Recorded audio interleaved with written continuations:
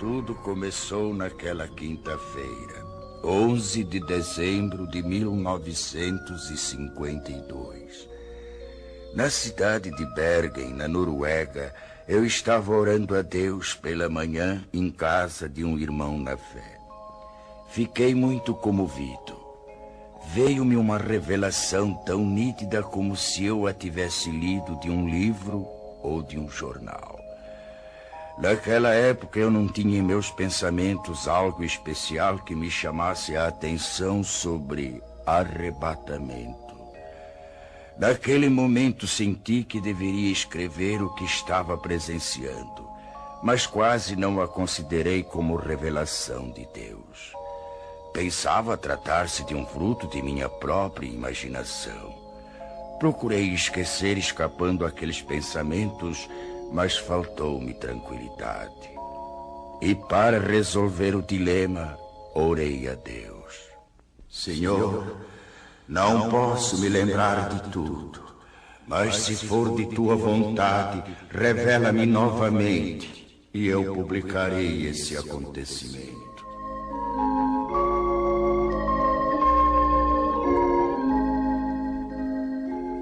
Passaram-se 2 semanas. Numa noite, por volta das 22 horas, voltei a ver claramente pela segunda vez a revelação. Não tive mais dúvidas.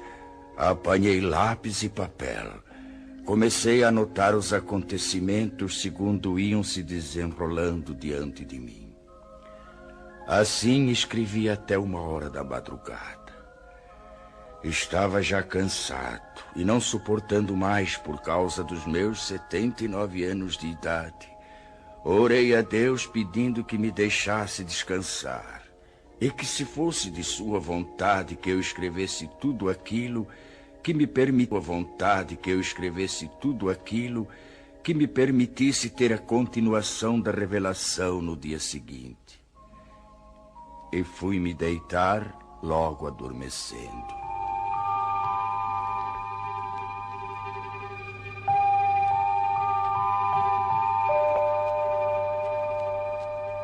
Por uma noite, depois de uma semana, como nas vezes anteriores, veio a mim o restante da revelação, começando exatamente onde havia sido interrompida. Esta é a descrição de como veio a minha revelação de Deus. Espero possa ela despertar mais almas para se dirigirem a Deus, antes de soar a última trombeta.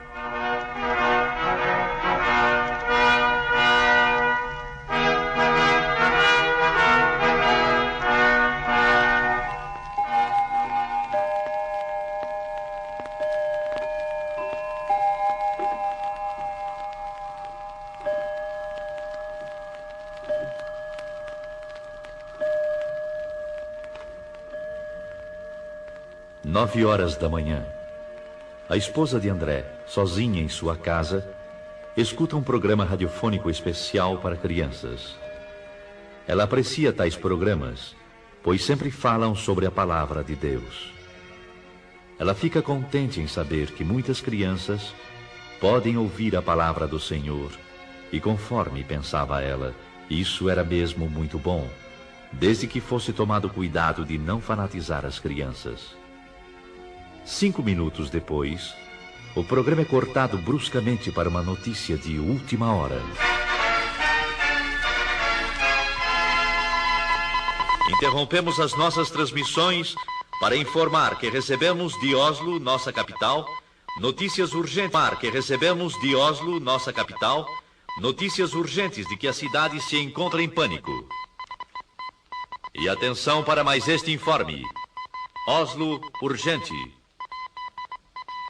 Informa-se da central de polícia que algo misterioso aconteceu. Não se pode calcular o número de pessoas, tanto menores como de adultos, que desapareceram de repente sem deixar o mínimo vestígio para as autoridades. A nossa polícia não está podendo explicar o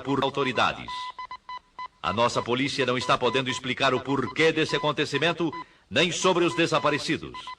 Trata-se de um número incalculável e solicita que em cada família, onde se note a falta de alguém, seja feita notificação urgente ao posto policial mais próximo, dando minúcias e circunstâncias ligadas ao desaparecimento para se facilitar o trabalho das autoridades, a fim de que possam desvendar este mistério. Mais este informe ainda. Oslo, urgentíssimo. À medida que passam os minutos, surgem novas notícias, cada uma de mais extraordinária do que as outras. Da praça central desta cidade, muitos comerciantes, em meio aos seus afazeres, servindo a freguesia, desapareceram.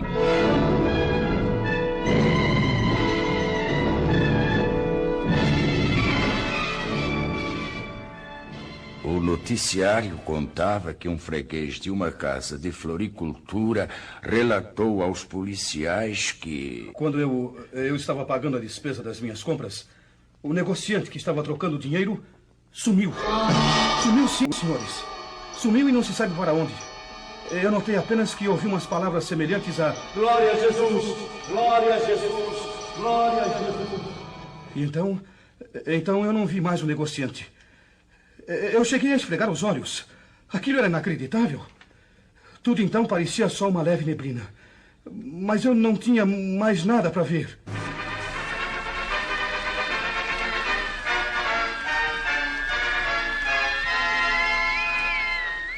Oslo, capital, urgente. Notícias de última hora informam que uma senhora gritava desesperadamente em plena via pública, jogando fora travesseiros e cobertores de um carrinho de criança, procurando inutilmente dentro do carro seu filhinho de apenas 8 meses de idade.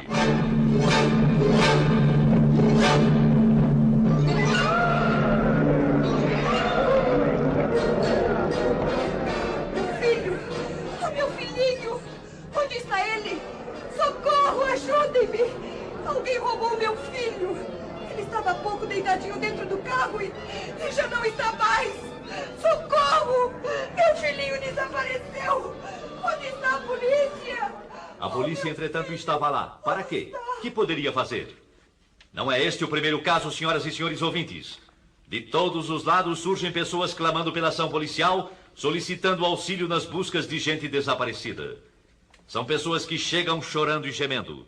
Um negociante, há poucos instantes, abandonou sua loja e, correndo rua abaixo a plenos pulmões, alarmava. Socorro! Socorro! Eu não sei como, mas 2 empregados de minha loja acabam de desaparecer!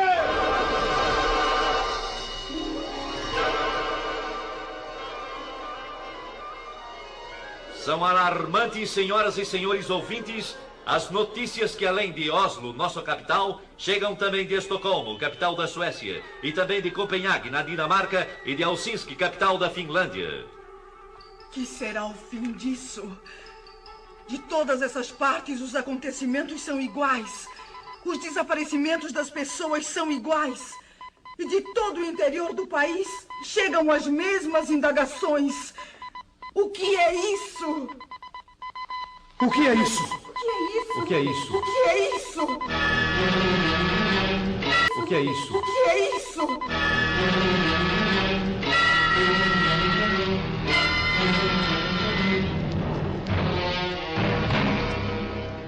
A esposa do Sr. André, impressionada com tais acontecimentos, pergunta-se, temerosa e aflita: Pode ser isto que está acontecendo? Oh, Senhor Deus, ajuda-me a compreender. Resoluta, vai à porta da rua de sua casa. Olha preocupada para fora. Tudo na vizinhança sempre foi calmo. Nem bem chegou ali, e então... Ruth! O que se passa? Não. Mas aquela é a senhora Hallam, que vem vindo desesperada chamar pela Ruth. A senhora não viu alguma pessoa desconhecida passar por aqui? Não vi. Por quê? Eu estou tão desesperada. O que aconteceu? Alguém roubou Ruth, minha filhinha. A minha querida Ruthinha. Mas onde é que ela estava, senhora? Não a encontro mais. E há poucos momentos ela estava sentada na escada enquanto eu cuidava do jardim. Tive que ficar espantada quando, olhando para ela, não a vi mais. Mas como? Apenas então notei como que um vulto rápido... Mas como? Apenas então notei como que um vulto rápido subia pela parede. Olhei para os lados, para cima, e não a vi mais. O que é isso? Não sei mais o que fazer. Oh, Deus, me ajude a encontrar a minha filha querida. Oh, Deus, me ajude a encontrar a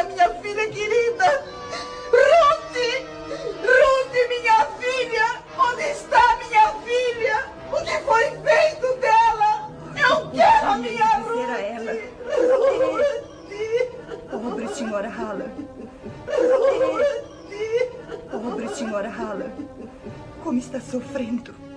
Estou perplexa com este acontecido. E é igualzinho ao que o rádio está anunciando. Mas que é aquilo? É o meu marido, sim. É o André, e vem vindo apressado como que de volta para casa. O que aconteceu, André? Você chegando em casa a esta hora, tão cedo. São apenas 9:30 da manhã. Oh, minha querida esposa, eu nem sei como lhe explicar. O que foi que houve? Algo muito estranho está acontecendo. Muito estranho? É, lá na oficina a confusão é geral. Por quê? Ninguém entende mais nada. De um momento para o outro, alguns colegas desapareceram. O quê? Como se tivesse combinado, entende? Desapareceram sem nenhum aviso. As máquinas estão paradas. O que é isto, meu Deus? Como é que pode, André? Nós pensamos primeiramente em tratar-se de algum desastre. E então começamos a procurar pelos colegas. E nada? Não encontramos nem vestígios deles. Absolutamente nada, André. Absolutamente. E enquanto estávamos a nos entreolhar uns para os outros, ficamos espantados. Quem? Com o que, André? Um dos colegas nossos começou a gritar e a chorar. Era justamente aquele companheiro que sempre dizia ser crente em Jesus e ia constantemente à igreja. O que é que ele dizia? Falava desta maneira: agora sim. Agora foi. Já não há mais jeito. Ah, como é triste. O que farei agora? Foi Jesus. Sim, foi ele que veio buscar o seu povo e eu fui exilado. Que farei? E então caía num pranto desesperado. E você, André? Eu lhe disse para que se calasse. Que não falasse tolices. Mas qual? Ele continuou a gritar e eram horríveis os seus gritos. É inacreditável. Enquanto ele continuava a gritar, tivemos a nossa atenção voltada para os outros que ficaram nas mesmas condições. E exatamente por esse motivo, nós deixamos o serviço e agora estamos aguardando notícias. O rádio continua a informar sobre esses desaparecimentos inexplicáveis. Desde as 9 horas da manhã, André, que são notícias e mais notícias sobre pessoas que em desespero telefonam para a polícia. E todas as respostas são desoladoras. As autoridades não podem fazer nada senão aguardar. Sabe, André? O quê? Chegam também pelo rádio notícias de alto mar, dizendo sobre passageiros e tripulantes que desapareceram misteriosamente.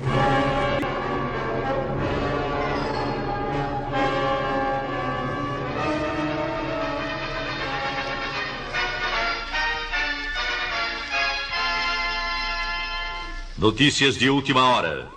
Da maternidade desapareceram todas as crianças recém-nascidas. As mães destas crianças gemem de dor e tristeza e espanto. Médicos, enfermeiras, assistentes estão perplexos, inclusive pelo motivo de estarem faltando também alguns de seus colegas. Acertem seus relógios, exatamente 11 horas da manhã. Notícias de Londres anunciam que desde as 9 horas da manhã, os comunicados recebidos de toda a Inglaterra dão conta do inexplicável desaparecimento de pessoas de toda classe social e idade, da mesma maneira, sem explicação alguma. Sabe-se em todo esse mistério que diversos pastores e sacerdotes chamaram os membros de suas igrejas e notaram que os que desapareceram eram justamente os mais piedosos e obedientes a Deus, os mais fiéis nas suas orações, os que dificilmente faltavam aos cultos. Um dos pastores, entre os mais conhecidos de grande igreja, expediu um comunicado convocando todos os seus auxiliares para uma reunião que deverá ser realizada ainda nesta noite. Já são passadas mais de 3h30 desde a primeira notícia deste estranho acontecimento mundial. Dos lugares mais distantes chegam as mesmas notícias. A que mais chamou atenção é a que veio lá da Coreia. Também da Coreia? E qual é? Lá se calcula centenas de milhares de desaparecidos. E entre eles, muitos militares das Forças Unidas.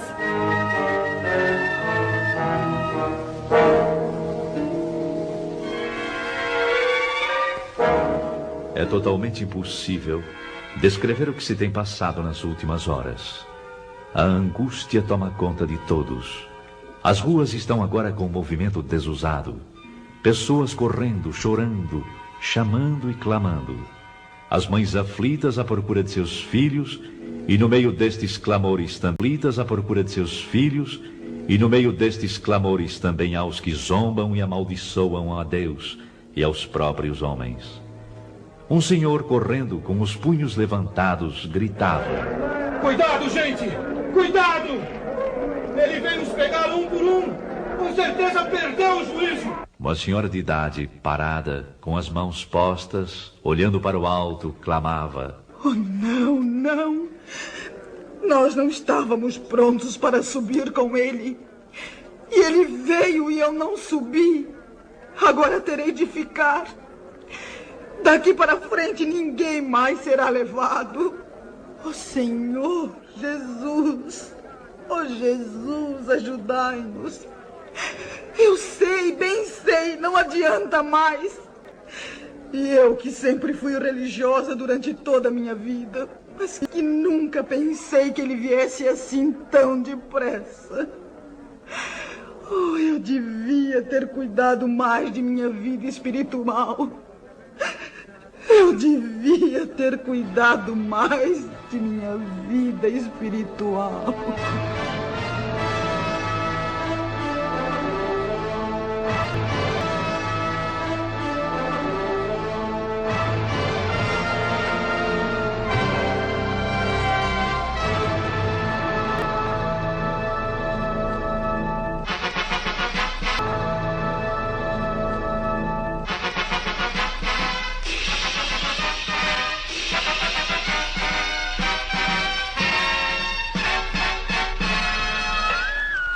Com informações recém-chegadas, informamos as senhoras e senhores ouvintes que das estradas de ferro chegam-nos notícias de que não houve propriamente nenhum desastre, mas são muitas as composições paradas, algumas até sem os seus respectivos condutores. Todas as buscas feitas têm resultado em vão. Há também passageiros que desapareceram. É o mesmo nas estradas de rodagem. Alguns jornais da tarde não entraram em circulação. Alguns jornais da tarde não entraram em circulação. Perturbação e nervosismo têm dificultado os trabalhos das autoridades, que se esforçam para a complementação de um relatório exato do número de desaparecidos. Cientistas reunidos e número de desaparecidos. Cientistas reunidos e meteorologistas trabalham sem repouso, procurando elucidar o mistério, segundo os cientistas trabalham sem repouso, procurando elucidar o mistério, segundo os seus conhecimentos e experiências. Voltaremos a qualquer instante com a edição e experiências. Voltaremos a qualquer instante com a edição extraordinária que se fizer necessária.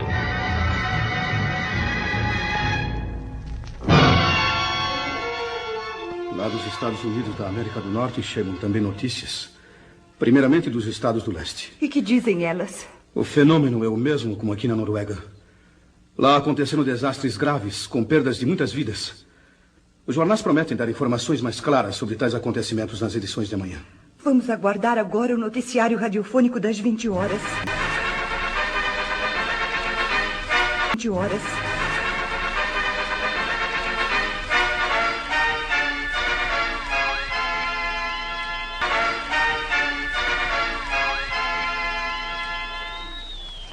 Nossa emissão pode informar agora que a catástrofe se manifestou exatamente na mesma hora. Informar agora que a catástrofe se manifestou exatamente na mesma hora em todo o mundo. Embora as informações tenham partido das grandes cidades, já se sabe agora que em todos os locais, cidades menores, vilas e aldeias, o acontecimento é idêntico. As vilas e aldeias, o acontecimento é idêntico. Assim como tem se dado na parte norte da Terra, dá-se também na parte sul. O que toma conta da população é o medo. Ninguém nesta noite procura cama para dormir, tal é a apreensão do povo.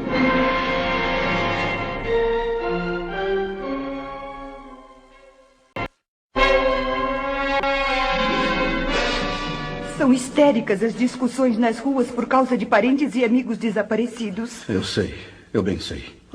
Entre a confusão, suscita-se no meio do povo que tais acontecimentos devem ter qualquer relação com os crentes ou com os evangélicos. Ou ainda como ter qualquer relação com os crentes ou com os evangélicos. Ou ainda, como costumo dizer, com os religiosos. Se é assim, como é que se explica agora? Cada pessoa que possuía parentes evangélicos, chora. Cada pessoa que possuía parentes evangélicos, justamente aqueles que eram os mais fanáticos ou mais fervorosos, são os que desapareceram. Um senhor que trabalha numa cervejaria falou: eu creio que tudo isto tem qualquer coisa com os crentes. Pois conheço um senhor de nome Hans Rosen, e ele sempre esteve em meu serviço pregando a palavra de Deus. Volta e meia ele dizia que Jesus viria breve para levá-lo. Volta e meia ele dizia que Jesus viria breve para levá-lo, juntamente com os que acreditam no poder de Deus. E agora acabo de ter notícias que ele também não se encontra mais aqui. E tais palavras foram confirmadas? Foram, exatamente. Um outro homem também falou. É verdade. Nós tínhamos como colega uma pessoa que falava a mesma coisa. E agora o seu nome também está na lista dos desaparecidos. E agora o seu nome também está na lista dos desaparecidos. E na tal de reunião onde você estava por acaso, alguém protestou? É claro que sim. Alguém disse em voz alta: é necessário que as autoridades proíbam agora a leitura da Bíblia em reuniões cristãs, para que assim evitemos que novamente aconteça o mesmo. E em resposta a essas palavras? Sim, em resposta a elas, o senhor disse: não há mais perigo. Nunca mais vai acontecer coisa igual. Esses crentes que nós chamávamos fanáticos tinham razão. Eles nos falaram de Cristo e esperavam a volta de Jesus para buscá-los. Ai de nós, meu povo, que não demos atenção para eles. Com eles estaríamos melhor do que sermos obrigados a ficar nesse caos que já começou. E que digo mais, vai ser pior. Palavras essas que me causam profunda comoção, acredite. Um outro cidadão protestou com veemência dizendo: você está acreditando naquelas bobagens? Por que então não fez companhia a eles quando eles sumiram? E o senhor, que respondeu? Calmo e seguro respondeu: sim, se eu tivesse obedecido aos ensinamentos... Sim, se eu tivesse obedecido aos ensinamentos que eles davam a respeito de Jesus, eu não estaria agora aqui. Mas é tarde. Agora é tarde. Acabando de dizer isso, retirou-se pesaroso enquanto um sujeito do grupo gritava: você e todos que pensaram assim só merecem uma coisa: a forca! Fora com essa bobagem de cristianismo! Forca! Fora com essa bobagem de cristianismo!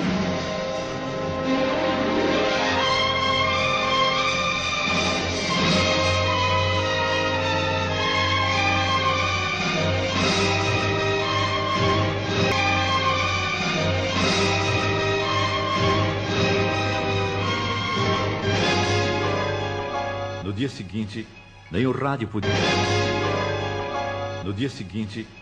rádio podia dar informações para esclarecimento do grande mistério. Apenas continuavam as notícias vindas de longe. Dos campos, missionários falavam tais notícias do desaparecimento em massa. Poucos membros de igrejas foram os que ficaram. Naquela noite marcada para a reunião dos pastores e pregadores, a presença era boa, mas o número dos que faltavam era considerável. O ambiente estava triste, pesado mesmo. Os corações estavam como que congelados. Durante a reunião, mais do que um se manifestou demonstrando desespero extremo. Todos estavam de acordo a respeito do que havia acontecido. Sim, era grande a grande verdade. Santos tinham sido arrebatados da terra.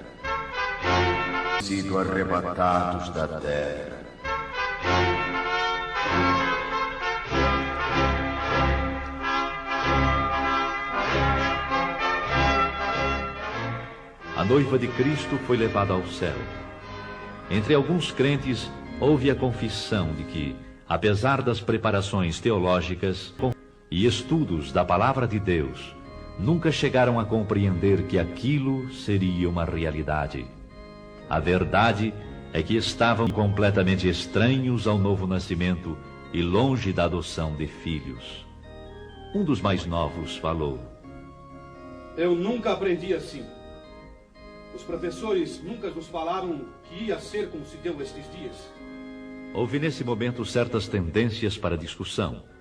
Porém, os ânimos estavam abalados demais para que saísse algo aproveitável.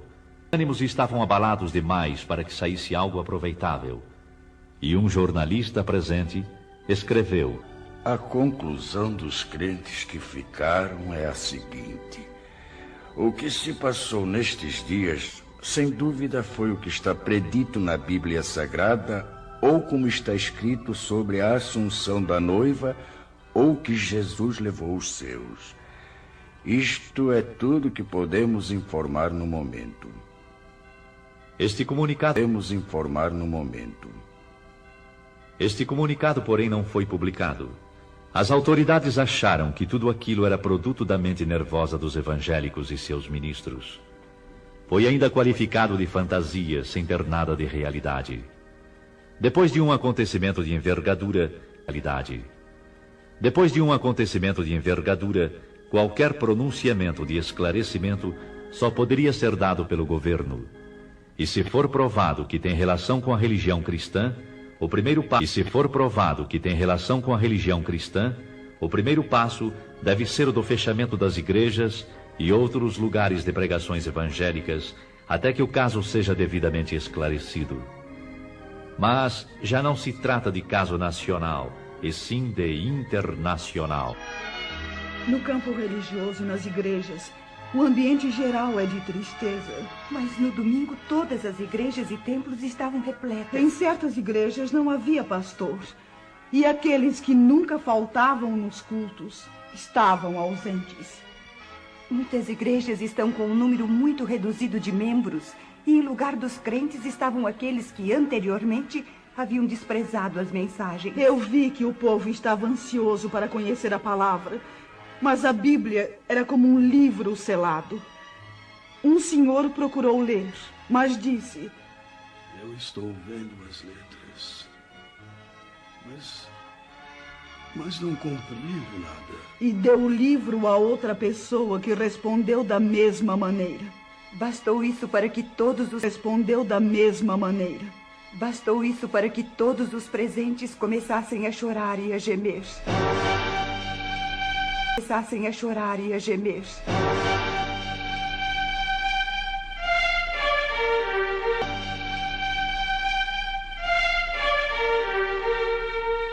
Mas a população em geral culpava os religiosos por tão grande calamidade.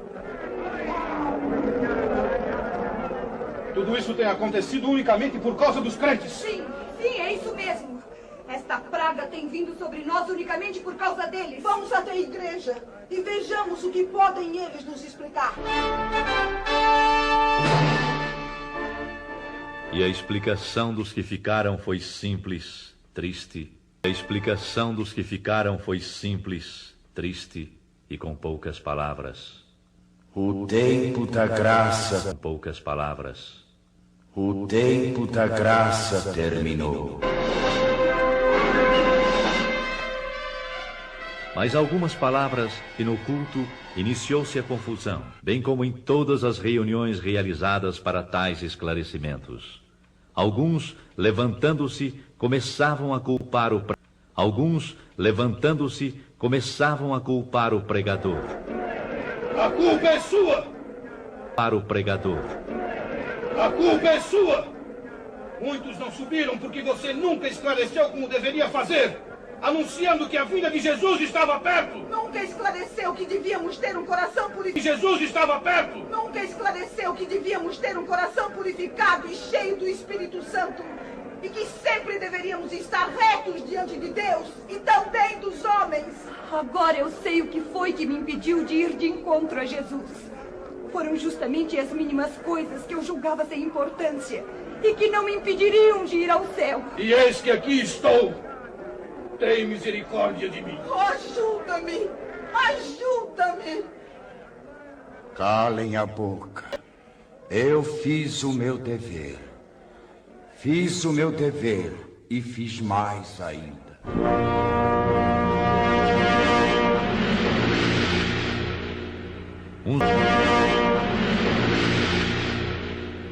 Uns gritavam de raiva e horror, outros choravam e clamavam. Era inútil. A porta estava fechada.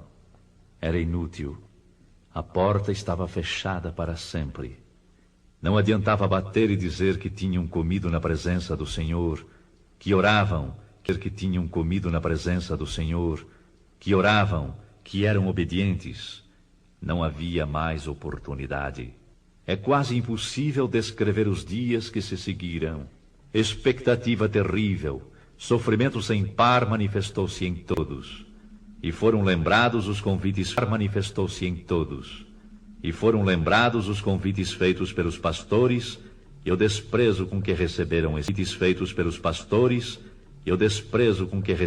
esses convites.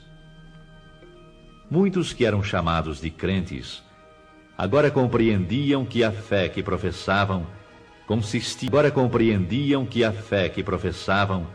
consistia apenas em palavras ocas e frases costumeiras. Alguns iam às igrejas apenas para acompanhar amigos, outros porque gostavam de cantar no coro, tocar instrumentos e outros interesses, sem possuírem o verdadeiro desejo de ouvir e obedecer a palavra de Deus. Não eram nascidos de novo, nem tinham o selo da promessa, nem adoção de filho, nem tinham o selo da promessa, nem adoção de filhos. Não tinham, portanto, direitos sobre a herança de filhos. Não tinham, portanto, direitos sobre a herança.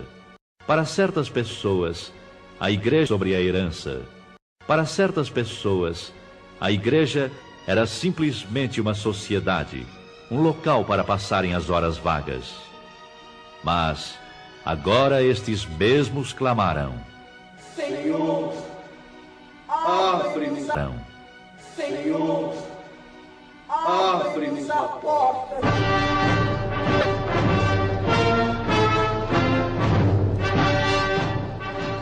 Para espanto e preocupação maior, surgem os rumores de que a Terceira Guerra Mundial está prestes a ser iniciada. As relações entre Oriente e Ocidente foram cortadas. Dos regimes que pertencem ao bloco comunista, anuncia-se que foram proibidas toda e qualquer reunião evangélica. Estavam, pois, já reconhecendo que a perturbação existente e a desordem geral, os culpados eram os crentes. Para maior confusão, é anunciado que está em vigor a pena capital para todo aquele que pronunciar o nome de Jesus. Então é chegada a hora de varrer sobre a terra a praga chamada cristianismo. Morte certa também para os que guardam em sua casa alguma coisa que faça lembrar de Jesus Cristo em sua casa. Alguma coisa que faça lembrar de Jesus Cristo e seus ensinamentos.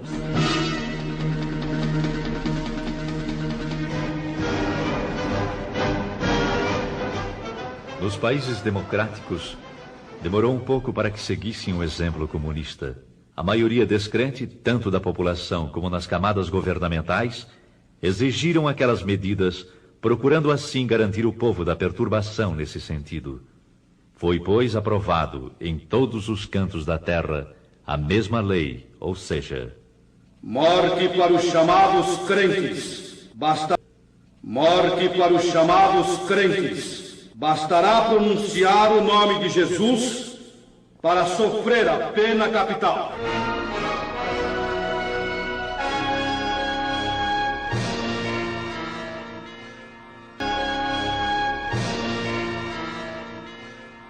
E com estes acontecimentos, inicia-se a época mais terrível da história humana.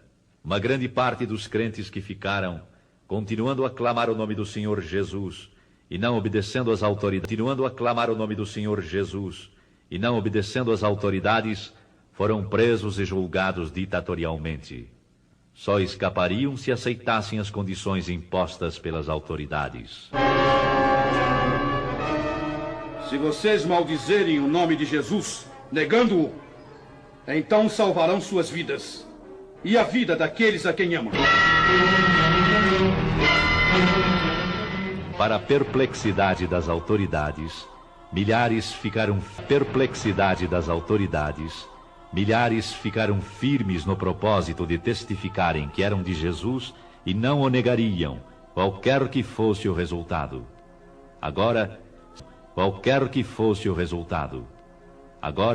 Satanás estava demonstrando que verdadeiramente estava agindo sobre a face da terra.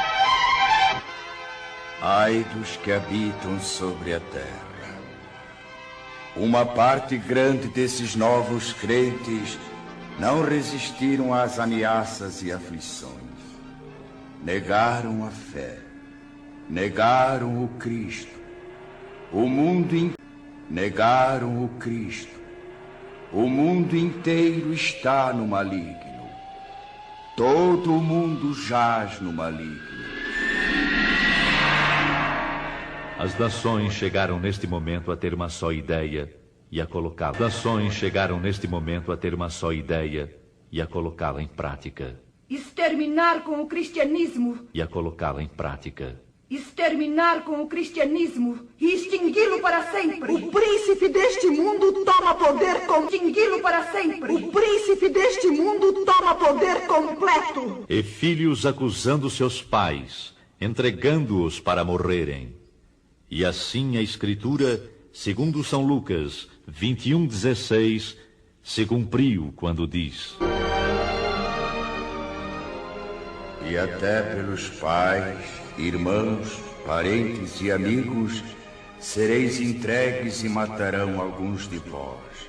E por todos sereis aborrecidos por amor do meu nome. Faltam palavras para as demais cenas.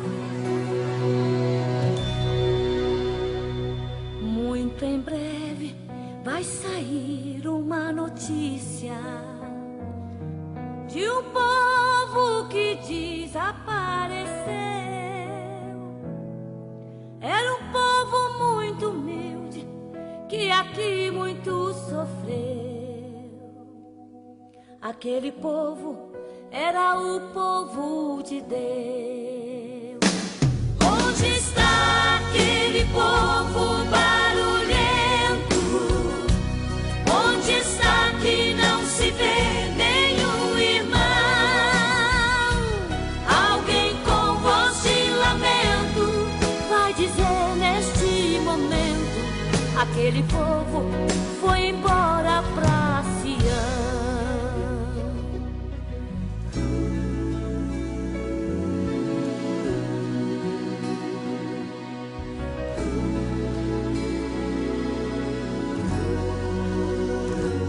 Onde está a juventude desta igreja? E as irmãs do círculo de oração, que a Deus tanto clamavam, e as crianças que cantavam, elas também foram morar em Sião. Onde está aquele povo barulhento? Onde está que não se vê nenhum irmão? Alguém com voz de lamento vai dizer neste momento: aquele povo foi embora pra Sião.